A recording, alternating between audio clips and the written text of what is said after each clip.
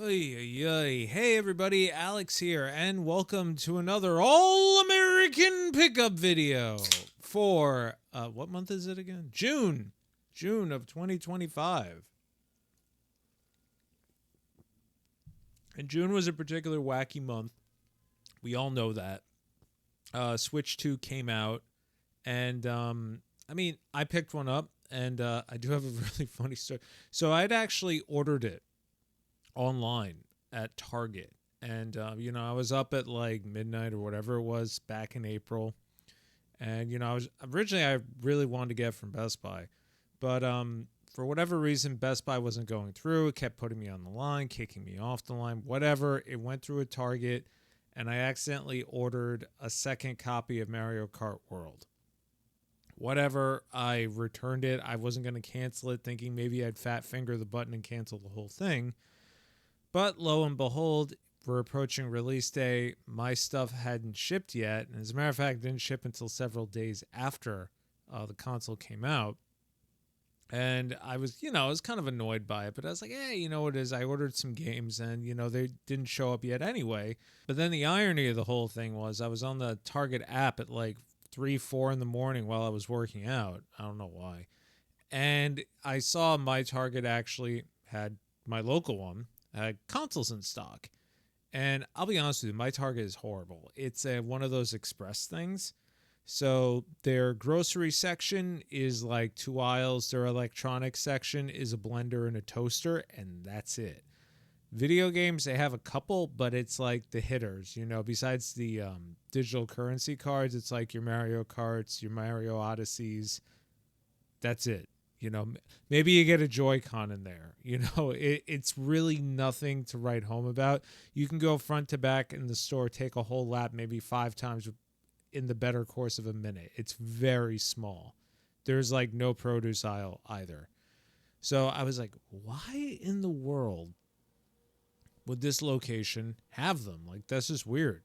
I was like, all right, whatever. It's 2 blocks away. I was out of milk anyway, so I may as well just go. And it opens at 8, and I don't start work until 9-ish. But I had groceries being delivered between 7 and 9. So here I am, like, running over to Target going, please don't let my phone ring. Please don't let my phone ring, with the Fresh Direct guy being like, yo, where you at? So I get over there to the Target, and there's maybe 10 people online, all adults, right? And, I know what it's for. We all know what we're there for. And, we all line up. And this is the funniest part. So somebody who actually works at the Target comes outside and goes, I'm presuming you're all here for Switch 2. And we all go, yeah. And she counts us, and she goes, okay, cool. There's 15 of you, and I have 40 consoles, 20 and 20. So everybody will get what they want up until like this point. So we're all like, oh, sweet. Like, we're not stressed out anymore. Everybody's kind of calm. And then I saw the funniest and saddest thing ever.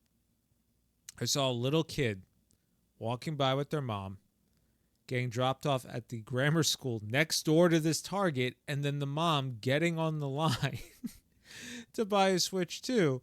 And somebody goes, oh, I presume it's for your kid? She goes, fuck no, it's for me. And I was just like, oh, man, this is so different compared to like the stories I've shared about my uncle who would wait online for stuff for me while I was at school and soccer games and everything. In this case, this mom's like, screw that noise. We're getting one for me.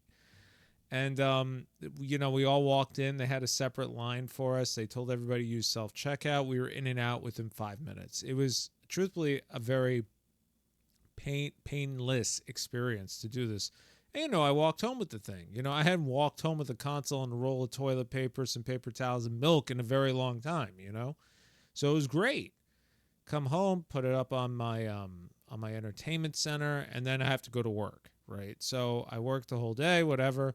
My wife comes home from her job and sees the Switch 2 box just chilling there on the entertainment center. She goes, oh, wow, it shipped. And then she sees a Target bag, and she goes, you didn't.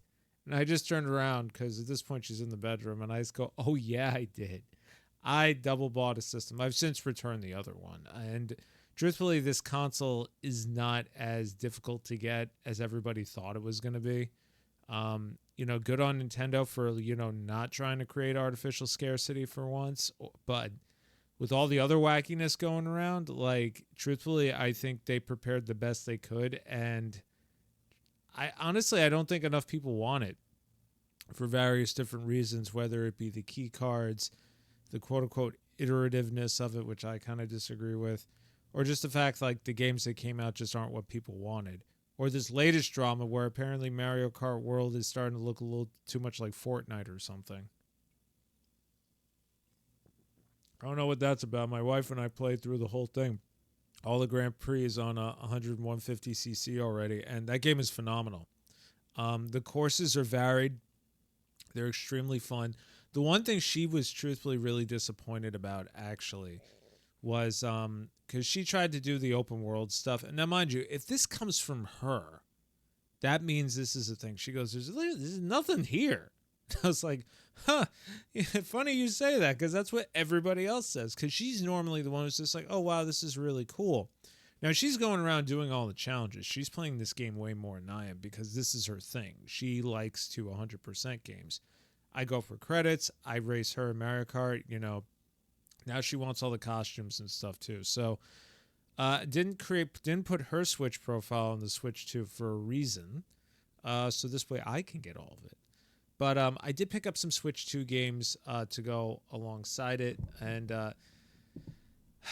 I'm gonna say it's a 50-50 split here. You know, first we have Bravely Default HD, and yeah, this is a game key card, but you know what? This is how it doesn't really bother me that, it's a download thingy, but here's the caveat to all that.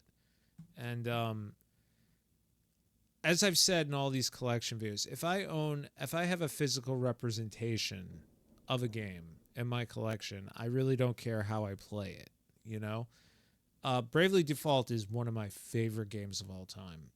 And I still own my special edition version on the 3DS. Card still works, thank God. And that being said, if I'm going to replay it, this is truthfully the most convenient way for me. Now, you may be saying, yeah, but then in that case, why don't you just download it? Honestly, when you get this stuff through Best Buy, and if you're a member of their total stupidity program, your return window is like 60, 90 days. I could return this within that time if I so choose, or if it gets a price drop, I get to price match it. I feel like this is more likely, the game key card is more likely to go on discount before the digital versions of these games do, because of the nature of how the Switch 2 is doing this whole thing. That's what I think. I could be 150% wrong, but to that end too, that's also why I picked up Suikoden. As stuff falls down. That's why I picked up Suikoden 2 on 1 and 2 HD on the Switch 2. Now, this physical version only came out in Japan, so I actually imported this with something else. Same logic applies. I did originally have Suikoden 1 and 2 HD on the PS5 because I wanted, the full fat version. But thinking about it, will I play it on the Portal? Sure, absolutely. The Portal screen is great. Switch 2 screen is also just as good. But the fact of the matter is, I'm not going to turn on the PS5 to turn this on, to turn that on. I'm going to take a Switch. I'm going to take a Switch 2. I'm going to take a Vita. I'm going to play it. I'm going to put it in standby. I'm going to plug it in. I'm going to walk away and come back the next day and pick it up. That's how I play these things. And with games like these, I've already finished both of them. If I'm going to replay them, handheld is definitely the more convenient way for me to go about it. And to that end, too, I did do my due diligence here. I did get a full-on physical cart of Guardians of Azuma here, which I haven't even opened yet, but everybody's been singing praises of this game, and I can't wait to jump into it as somebody who historically, I tried the first Rune Factory, and it really didn't hit it for me, and I put in, I'll say, 8 to 10 hours. Rune Factory 4 was a little bit better, but you know what I find with these games, much like myself? They just talk too much. And then I kind of lose it. Like, it's when you start an RPG, you're like, okay, I have to dedicate an hour and a half to get through the intro. And then once I get to a save point, I can move on with my life. That save point just never came for me. And I honestly, it's just the farmy stuff that just, I don't know. Like, it's one of those things where I really want to get into it and it just doesn't click. Now this game here I also picked up on Switch 2 and I did import it. This is Kunitsukami, Path of the Goddess. This was that weird Okami looking game that was shown by Capcom at, I think, the Game Awards or the Summer Game Fest like 4 years ago. It came out on Game Pass and nobody played it, myself included. This only got a physical copy as a game key card out in Japan, and I imported it. And here's the whole thing. I hate tower defense games. I find there's only one true tower defense game I've ever enjoyed, and that's the Final Fantasy Crystal Bearers one that was on the PSP. That is the only one I ever liked. Every other one I zonk out. A MOBA, I zonk out. I can't compute it. When I saw the trailer for Kunitsukami, I saw everything going into it. I was like, oh, man, this is right up my alley, man. This is right up my alley. And then I saw somebody use those dreaded words, tower defense. And I was like, oh, no. And I watched some gameplay. And I was like, yeah, I can kind of see the tower defense. And then I completely forgot about it. Now, as these things go, I do have currently a subscription to Game Pass. Scrolling through it on my laptop, just seeing what's on there that I could check out, see if it's worth the swing, and I see, Monster Train 2 came out, and I've been playing that a little bit, and I noticed Kunitsukami's on there. I was like, isn't that the tower defense thing? I install it. Holy shit. This game is not tower defense, guys. It is a real-time strategy, city-building, action RPG. It makes no sense on paper. All these pieces are games in and of themselves and should not work together. Now, I am not saying that this is a hidden gem. I'm not saying this is a game that nobody played and everybody should, because this is for a very particular person, this sort of game. If you're into real-time strategy games, this is the game for you. If you're like, and when I say real-time strategy, I mean where you basically give your units stuff to do, and then you do the rest of it. So think like your overlords, right? Like your overlords, maybe a little bit like, not so much a Pikmin, but if I had to attribute it to something, where you're doing other stuff after you command your units to do one thing. The tower defense part actually comes in because in the premise of this whole game, you actually have to bring this, I guess we'll say maiden, down to purify all these different torii gates, but you actually have to carve a spirit path for her to go because she's basically taking in all of this corruption and demonic essence, and it's going to kill her unless you take care of it. And basically, you collect a resource, you use that to carve out this path. You can find it around. You purify villagers, which you can make into units to use. And honestly, this game works very well with a controller. I first started on PC with a mouse, and it works well with that. The Switch 2 mouse, not as good, I'll be honest. But with the controller, they map the buttons very well. It is surprisingly long.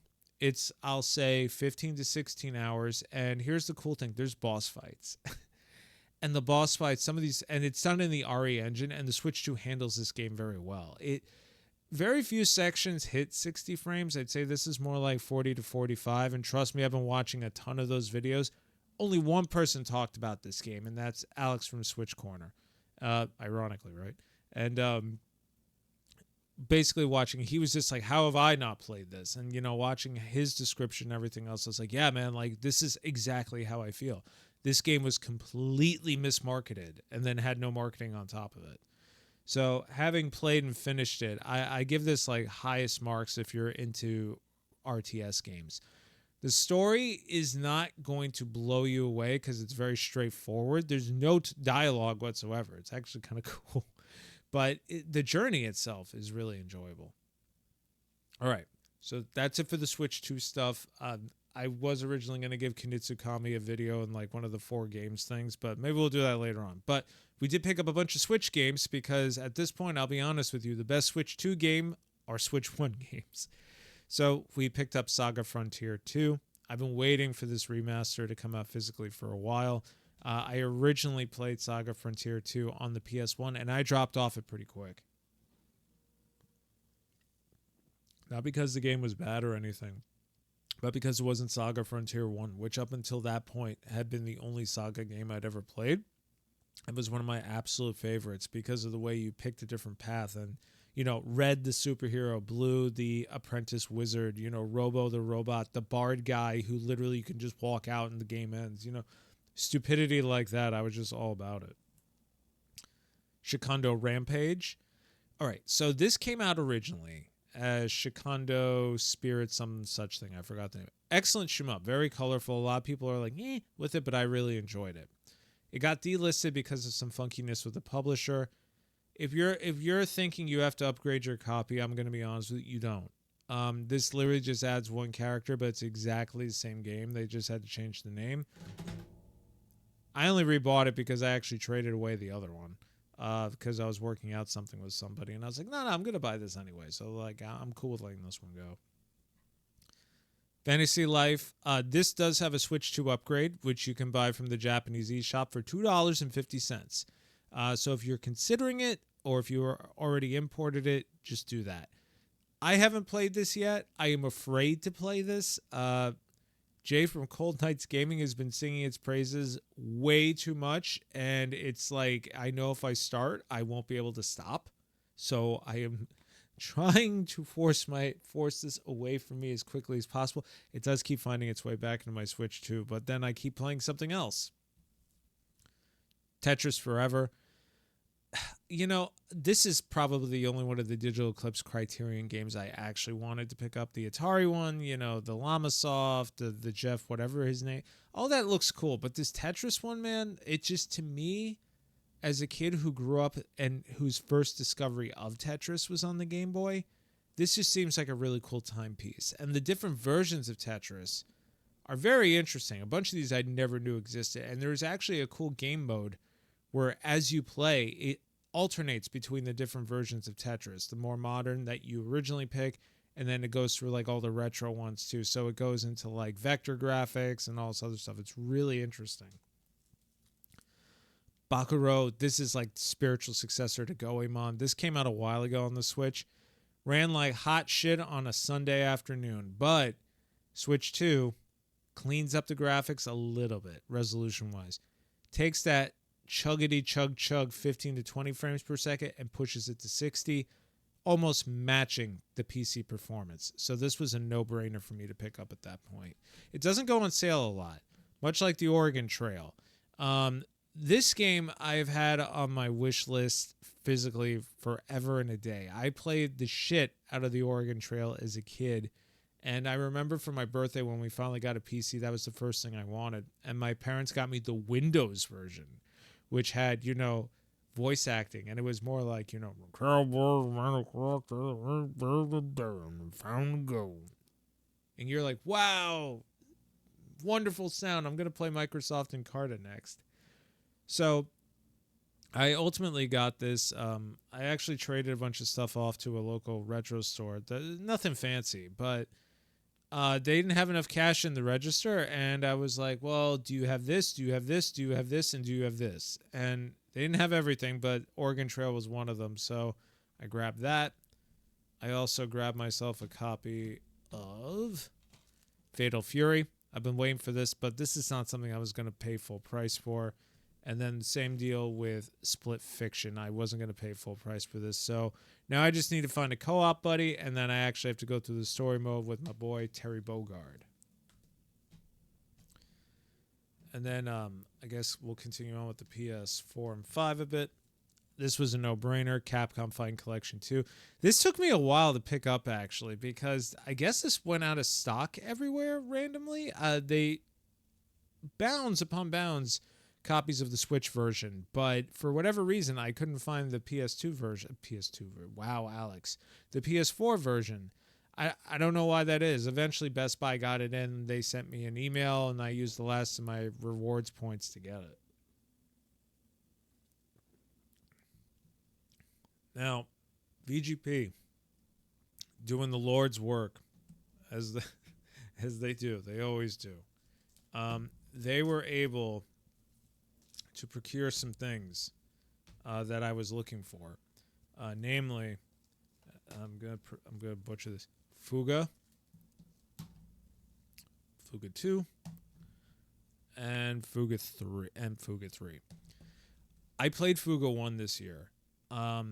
If you're unfamiliar, it's kind of like I'm not going to say it's a roguelike. It's more like a choose-your-own-adventure tactical RPG or turn-based RPG. Basically, you're put on a rail, and it tells you if you go this way, it's a little bit more difficult, but if you go this way, you get a little bit more rewards, or if you go this way, it's a little bit easier. And the mechanic behind it is it's from CyberConnect. It's showing anthropomorphic dogs and cats. And I think there's a rat in there, too. No, it's dogs and cats. I'm sorry. And it takes place in the Red the Hunter universe or the Solota Robo universe or whatever other universe they have that works within this. And basically these little kids are on a tank. And there is a thing called the Soul Cannon where for you to use it, it's basically an I win button, but you have to sacrifice one of the kids. And that's where kind of like the roguish element comes in, that finality, like in an XCOM where somebody dies, they die. And I managed to get through the whole game without sacrificing a single kid. I recommend you do it the same way, not for the ending, just a sense of satisfaction because it ups the stakes, knowing that, you're like, oh no, I can't sacrifice anybody. Now, I will say, in terms of the story, it sounds very basic. It's really good. If you're familiar with the anime Made in Abyss, it's not that dark. Trust me, it's not. It's also not that grotesque. But the finality of things rang true for me, at least in Fuga 1. There was an essence of there's really no good that can come of this. And if you've never watched Made in Abyss or the films, highly recommend that show. But a word of warning, if you get queasy easy, like from gross stuff, this show has a lot of it. There is the movie, which I forgot the name of already, but it was a theatrical thing. It was a big deal when it came out. I watched that at home, and my wife nearly threw up while watching it, being like, because the characters look deceptively cute, and then a bunch of wacky stuff goes on. Again, not to the extent with this, but when the game makes you use the Soul Cannon for the purpose of tutorial, and then it resets everything so you can start clean. But again, that sense of finality, because it's not a spoiler because it happens within the first 20 minutes. You do that and all the kids are celebrating the victory, and then they're like, wait, where's so-and-so? And then they go down to the engine room and they see his scarf, and then they all feel upset. And then you feel like crap because you got to take care of these kids, man. There is a degree of relationship building amongst them. Some of them are relatives. They're basically almost orphans at this point. And they're caught into, this whole war-torn mechanic with the dog people. But it's really, really good. It's not something you can sit down and burn through in a day. It is rather long, and the battles do become a little exhausting at a time. So handheld, again, on the Switch is the perfect place for that. I tried to play it when one of them was on Game Pass, some time ago. And just sitting on the I conked out. This is something I need in my hands. And there's a lot of visual novel-y stuff in there too, so it really attributes to that. Also grabbed a copy of Metal Slug Tactics. Now this I had to get on the PS5 because it runs on the Switch. Even the Switch 2 can't help it. It gets it up there a little bit, but just for whatever, it must be the way they coded it, man, because it still struggles with it a little bit. And then Beyond Good and Evil 2, I don't know why this took so long. Not the anniversary game. I mean, the PS5 version, because when I went to the limited run pop-up store, they had the Switch version. They had the PS5 version. I was going to pick it up right then and there. And usually, at least in my recollection, the Switch versions take longer to produce than the PS5. All right, so that actually does it. For VGP. Everything else is just a mismatch of stuff between online and Woot and whatnot. But for the PS5, I did pick up a copy of Dynasty Warriors Origins. I got this off of Woot. I've been talking about it for a minute. I know a bunch of you guys know. if there's a game you're looking for that is typically on Amazon and it just doesn't sell for whatever reason, and it's not on your priority list, and you really don't feel like buffing up your backlog a bit, just wait for Woot to have a game sale, because Amazon just ships them all the stuff they can't sell. And that's exactly what happened with Digimon Survive back in the day. I actually ended up rebuying this, and I'm only showing this because this game does run better on the Switch 2, as opposed to the way it did on the Switch 1. But 100 Line Defense Academy, this I actually had to pick up from GameStop, of all places, because it went like out of print. And I don't know how. I really don't know how. Because my original plan was, I'll just get this from Woot because Xseed games tend to show up on Woot. And all of a sudden it was out of stock and I couldn't find it anywhere, so I panic bought it, to be honest. I threw away the receipt because I'm stupid. Gundam Seed Destiny, or Battle Destiny. So this is a remaster of a Vita game that came out 1,000 years ago, and this was like one of the premier Gundam import games on the Vita. And I never played it because there was no fan translations, there was no localizations or anything. And then out of nowhere, Namco's like, "Hey, guess what? We're going to do a remaster of Battle Seed." And I was like, "Huh, I wonder why." Apparently there's a new movie coming out, and I guess they're like, "Well, we don't have time to, get some production stuff going, so let's just throw on a little AI remaster and let them have it."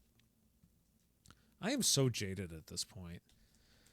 Cyber Shadow from Super Rare Games. Now, this took them a while to do. I played Cyber Shadow like 3 years ago on Game Pass. It's a phenomenal fucking game, guys. If you like Ninja Gaiden, if you like robots, if you just like ninjas, you like difficult platforming and hard-hitting bosses with a beautiful 8-bit aesthetic, look no further. That is the game for you. It is, so much fun. I don't even know this was like one of the games that should have gotten a physical release years ago, and it never did. Like, I was originally talking with a buddy of mine, and we were both like, "There's no way in hell Limited Run ain't picking this game up." That was 5 years ago, and it's Super Rare that eventually brought it out. It's from Yacht Club Games too, so you'd think. Bubble Ghost Remake. This was a Woot purchase.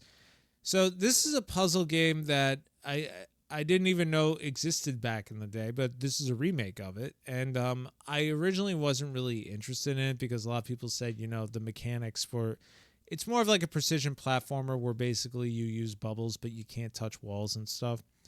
And it didn't really appeal to me in terms of that. But then I watched Jordan from Physical Paradise play it when he did his whole series of Is It Worth a Purchase? And I was like, "Oh, dude, no. Like this sort of bullshit has me written all over it." It reminded me so much of the TMNT Damn level. I'm like, I'm on board for this. And Woot had it for like $25, so I grabbed it.